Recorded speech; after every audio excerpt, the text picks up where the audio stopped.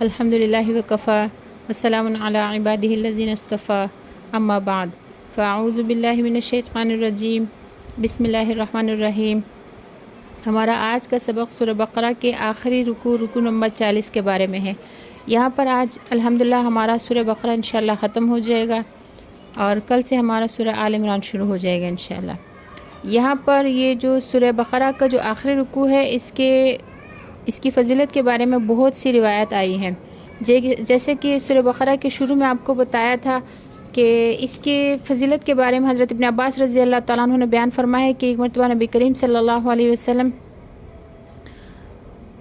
کے پاس جو ہے حضرت جبرائیل علیہ السلام تشریف رکھتے تھے۔ اسی اثنا میں اوپر سے ایک آواز سنی۔ انہوں نے اوپر کو سر اٹھا کر بتایا کہ آسمان کا ایک دروازہ کھولا گیا ہے جو آج کھولا گیا ہے، جو آج سے پہلے کبھی نہیں کھولا گیا۔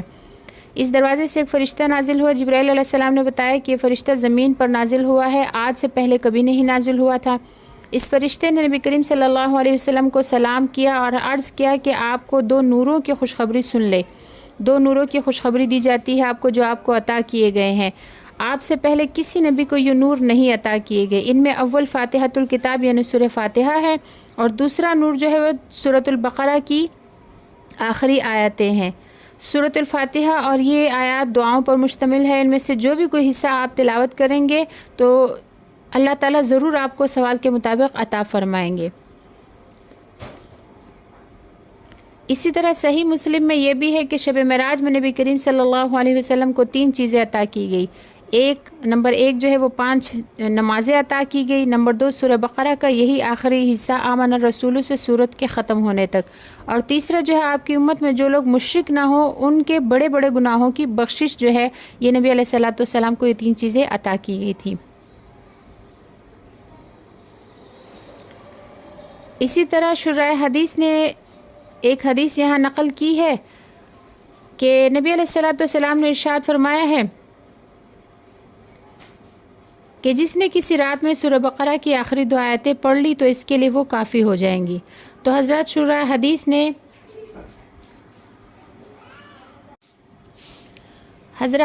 حدیث نے کافی ہونے کے کئی مطلب لکھے ہیں۔ اول یہ کہ پڑھنے والے کو تمام انسان اور جنات کے شر سے محفوظ رہنے کے لیے کافی ہو جائیں گی یہ 2 آیتیں۔ دوسرے یہ کہ ہر قسم کی آفات اور مکروہات سے حفاظت رہے گی۔ تیسرے یہ کہ رات کو جو پڑھنے کی چیزیں ہیں وہ رہ گئی ہیں، یعنی رات کو پڑھنے کے جو وظیفے ہیں وہ اگر رہ گئے ہیں تو ان کی جگہ یہ 2 آیتیں اس کی کفایت کریں گی۔ اور بعض حضرات نے فرمایا ہے کہ قیام اللیل یعنی رات کو نفل نمازوں میں قیام کرنے کے قائم مقام ہو جائیں گی۔ تو یہاں سے وہ 2 آیات شروع ہو رہی ہے آمن الرسول سے۔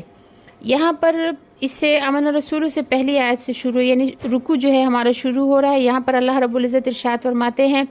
للہ اللہ ہی کے لیے ہے ما فی السماوات جو کچھ آسمانوں میں ہے، وما فی الارض اور جو کچھ زمین میں ہے، وَإِن تُبْدُوا اگر تم ظاہر کرو ما فی انفسکم جو تمہارے نفسوں میں ہے، او تخفوہ یا تم اس کو چھپاؤ، یحاسبکم بہ اللہ تو اللہ تعالیٰ اس پر تمہارا محاسبہ فرمائے گا۔ فَيَغْفِرُ لِمَن يَشَاءُ پھر جس کو چاہے اللہ تعالیٰ بخش دے، وَيُعَذِّبُ مَن يَشَاءُ اور جس کو چاہے عذاب دے، وَاللَّهُ عَلَى كُلِّ شَيْءٍ قدیر اور اللہ تعالیٰ ہر چیز پر قدرت رکھنے والا ہے۔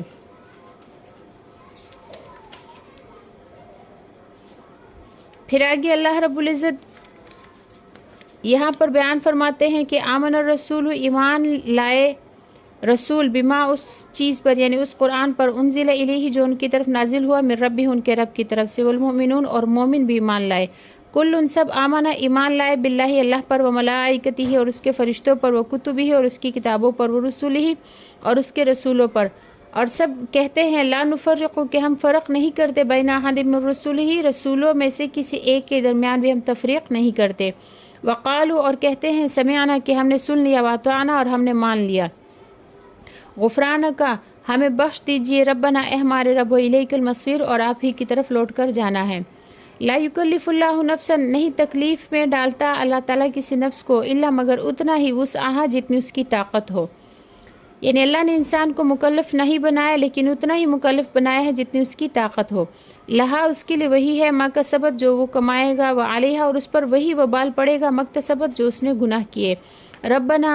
اے ہمارے رب لا تؤاخذنا آپ ہم کو نہ پکڑیے، ہمارا مواخذہ نہ فرمائیے، ان نسینا اگر ہم بھول جائے، او اخطانا یا ہم سے خطا ہو جائے، ربنا اے ہمارے رب، ولا تحمل علینا اور ہم پر نہ ڈالیے، اسرن ایسا بوجھ، کما حملتہ جیسے کہ آپ نے ڈالا تھا، علی الذین ان لوگوں پر، من قبلنا جو ہم سے پہلے تھے، یعنی اے ہمارے رب جیسا بوجھ آپ نے ہم سے پہلے لوگوں پر ڈالا تھا ایسا بوجھ ہم پہ نہ ڈالیے۔ ربنا اے ہمارے رب، ولا تحملنا اور ہم پر ایسا بوجھ نہ ڈالیے، ما لا طاقت لنا بہ جس کے اٹھانے کی ہم میں طاقت نہ ہو، واعف عنا اور ہمیں معاف فرما دیجئے، واغفر لنا اور ہماری مغفرت فرما دیجئے، وارحمنا اور ہم پر رحم فرمائیے، انت مولانا آپ ہی ہمارے مولا ہیں، فانصرنا علی القوم الکافرین پس آپ ہماری مدد فرمائیے کافر قوم کے مقابلے میں، آمین۔ اعضاء و جوارح کے جو افعال ہے وہ دو قسم کے ہیں، ایک اختیاری، دوسرے وہ جو بلا اختیار صادر ہوں۔ بلا اختیار کی صورت ایسی ہی ہے جیسے راشا کی وجہ سے ہاتھ ہر وقت حرکت کرتا ہو۔ امور غیر اختیاری پر گرفت نہیں ہے، جزا سزا امور اختیاریہ سے متعلق ہے، یعنی وہ امور جو ہم اختیاری طور پر کریں اس کی ہمیں جزا سزا ملے گی، جو غیر اختیاری طور پر ہوتے ہیں اس پر کسی پر کوئی مواخذہ نہیں۔ مثلا کسی کا بچہ فوت ہو گیا، اس کو بے اختیار رونا آ گیا تو اس پر کوئی گرفت نہیں، لیکن اگر زبان سے ایسے کلمات نکال دیے جن سے اللہ تعالیٰ پر اعتراض ہوتا ہو تو ایسے کلمات کفریہ کے دائرے میں آ جاتے ہیں اور ان پر عذاب اور عتاب ہوتا ہے۔ اسی طرح قلب کے اعمال بھی دو طرح کے ہوتے ہیں، جو خیالات اور وسوسے غیر اختیاری طور پر آ جائے ان پر گرفت نہیں، اور اپنے اختیار سے جو بات دل میں جمال کفر کی بات ہو یا فسق کی تو اس پر گرفت ہے۔ کینہ، حسد، کسی گناہ کے کرنے کا پختہ عزم، کسی کو نقصان پہنچانے کا مضبوط ارادہ، یہ سب گرفت کی چیزیں ہیں، اور محض وسوسہ اور خیال پر کوئی مواخذہ یا پکڑ نہیں ہے۔ آیت میں بظاہر اختیاری اور غیر اختیاری کی تفصیل نہیں ہے، اس لیے مضمون آیت پر مطلع ہو کر حضرات صحابہ کرام رضوان اللہ علیہم اجمعین بہت پریشان ہوئے، اور نبی کریم صلی اللہ علیہ وسلم کی خدمت میں حاضر ہو کر عرض کیا کہ یا رسول اللہ، اب تک تو ہمیں ان اعمال کا حکم تھا جنہیں ہم کر سکتے تھے، یعنی نماز، روزہ، جہاد، صدقہ، اور اب یہ آیت نازل ہوئی ہے اس پر عمل کرنے کی تو ہمیں طاقت نہیں، کیونکہ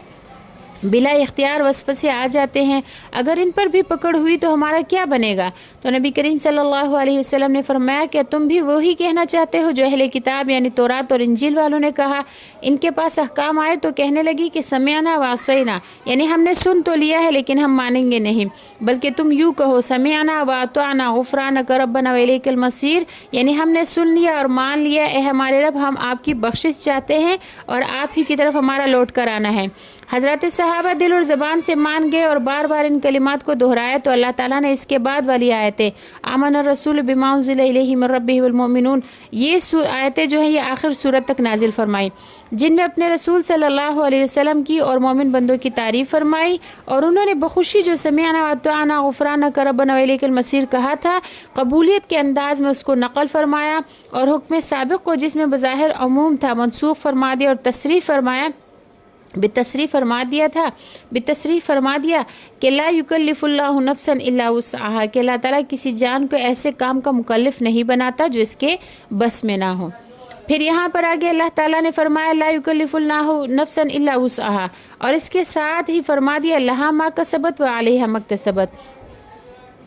پہلے جملے میں یہ بتایا ہے کہ افعال غیر اختیاریہ یعنی غیر اختیاری طور پر جو کام ہو جائے آپ سے، آپ کا ارادہ نہیں تھا، غیر اختیاری طور پر ہو گیا تو اس پر کوئی مواخذہ نہیں ہے، اور دوسرے دونوں جملوں میں یہ بتایا کہ جو اچھا عمل اپنے اختیار سے کرو گے اس پر اجر ملے گا، اور جو کوئی کام ایسا کرو گی جس کی ممانعت ہے تو وہ وبال جان ہوگا اور اس پر مواخذہ اور محاسبہ کا قانون جاری ہوگا۔ پھر آگے یہاں پر واضح طور پر معلوم ہو گیا کہ بلا اختیار جو وسوسے آ جاتے ہیں ان پر مواخذہ نہیں ہے۔ تو حضرت ابو ہریرہ رضی اللہ تعالیٰ عنہ سے روایت ہے کہ نبی کریم صلی اللہ علیہ وسلم نے ارشاد فرمایا کہ بلا شبہ اللہ تعالیٰ نے میری امت سے ان چیزوں کے بارے میں درگزر فرما دیا ہے جو ان کے نفسوں میں آ جائے، جب تک کہ ان پر عمل نہ کرے یا زبان سے نہ کہہ دے تب تک ان پر درگزر ہے۔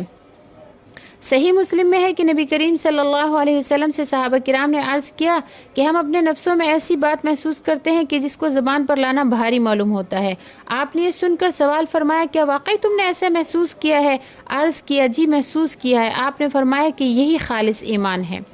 اسی طرح سنن ابی داؤد میں ہے کہ ایک شخص نبی کریم صلی اللہ علیہ وسلم کی خدمت میں حاضر ہوا، اس نے عرض کیا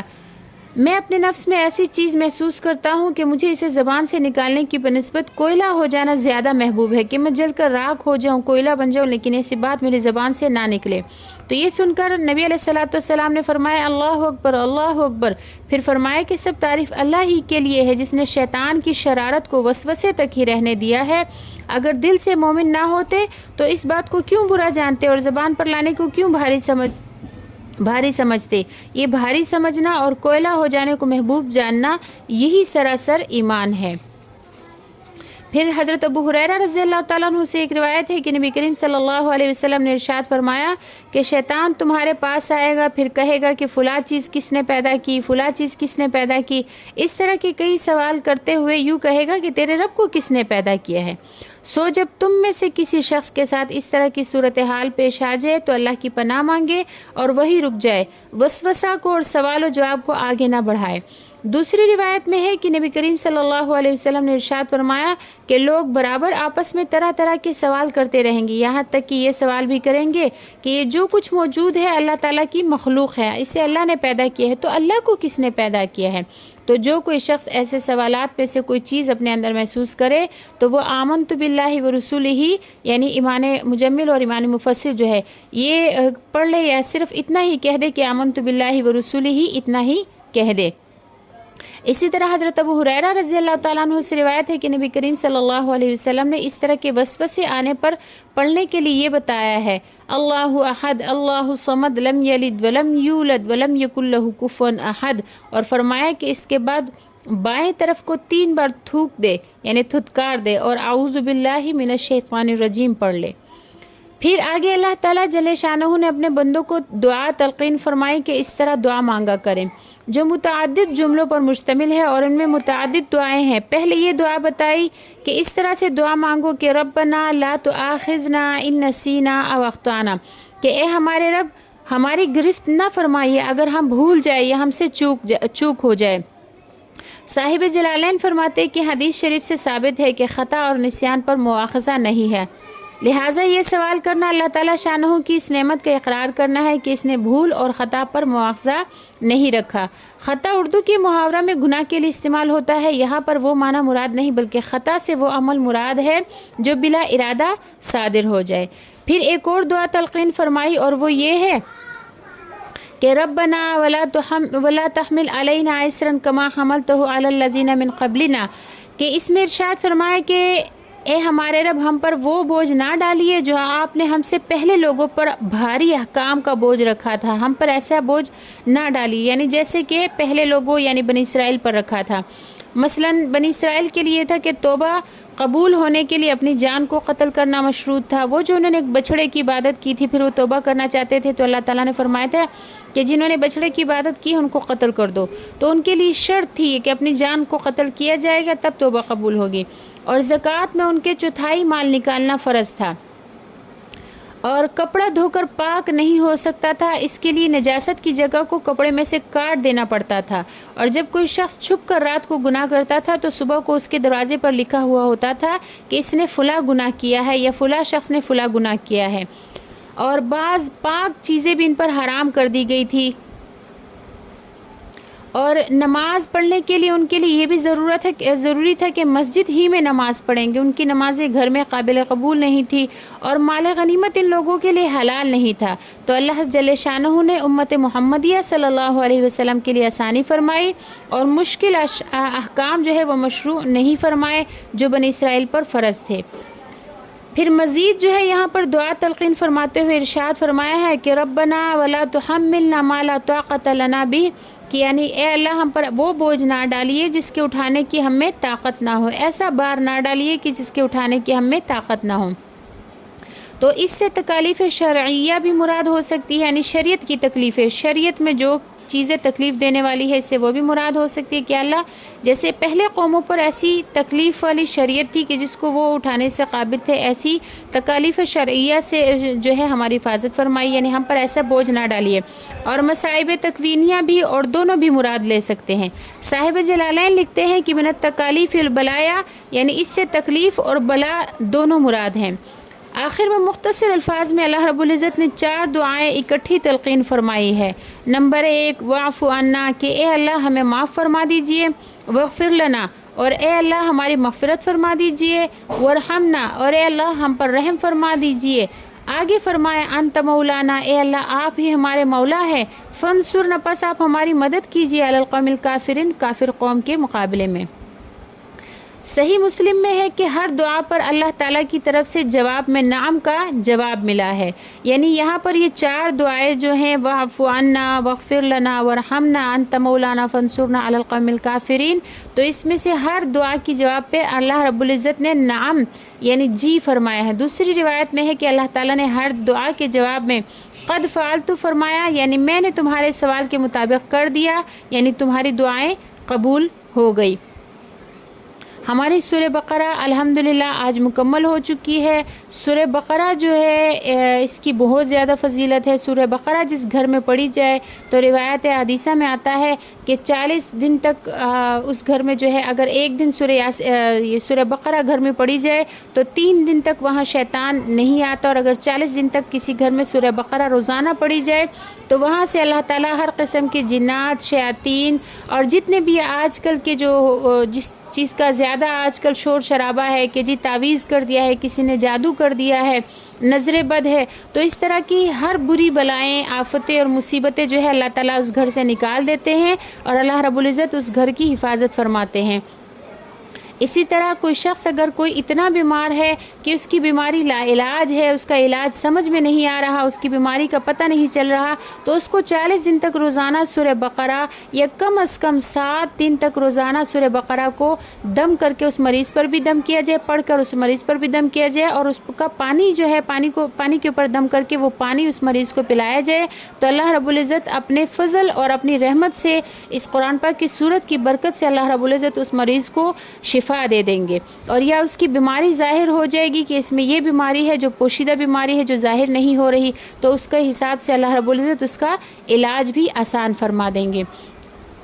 اللہ رب العزت اس قرآن کی ان آیات کی برکت سے اللہ رب العزت ہماری بھی مغفرت فرمائے، اللہ رب العزت ہمارے ساتھ درگزر والا معافی والا معاملہ فرمائے، اور اللہ رب العزت جو ہے ہم پر رحم پر فرمائے، اور ہمارے دشمنوں، حاسدین، شریرین کے مقابلے میں اللہ رب العزت ہماری حفاظت اور ہماری مدد فرمائے۔ وآخر دعوانا ان الحمد للہ رب العالمین۔ السلام علیکم ورحمۃ اللہ وبرکاتہ۔